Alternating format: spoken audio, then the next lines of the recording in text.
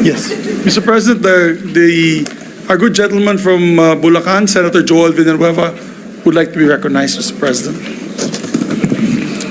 Senator Joel Villanueva is recognized. Thank you very much, Mr. President, to our Majority Leader. Thank you.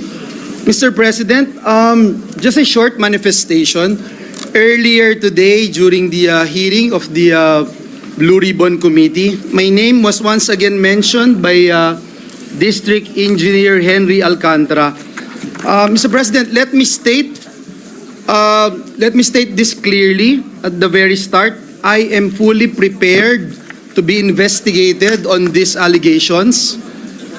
I have nothing to hide, and I welcome any inquiry that will bring out the truth. Mr. President, in fact, if we carefully review what transpired this morning, it was clear, very clear, from Mr. Alcantara's own statement that, number one, Mr. President, Mr. Alcantara said, hindi po ako nag-request ng kahit anong flood control project.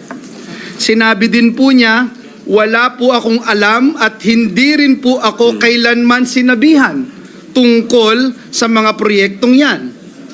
Ang request po ng representasyong ito ay multipurpose buildings para sa aking mga kababayan sa Bulacan at hindi po flood control.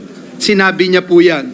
Sinabi rin po at inamin ni District Engineer Alcantara na may tulong daw siyang pinaabot pero hindi po sa akin, sabi po niya.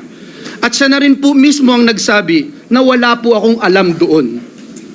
Pero ayan, Mr. President, basta binanggit lang po yung pangalan natin, mentioned my name, operative word, mentioned.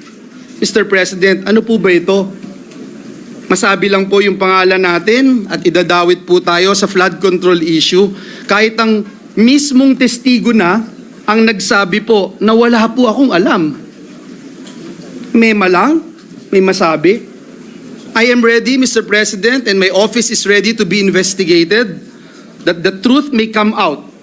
At katulad po ng pagdalo ko kanina, Ginoong Pangulo, sa ICI, nakahanda rin po akong bigyang linaw ang mga bagay na ito sa anumang forum o lugar at patunayan na mali, malisyoso at pawang kasinungalingan lamang ang ipinupukol po sa ating pangalan. Maraming salamat, Ginoong Pangulo.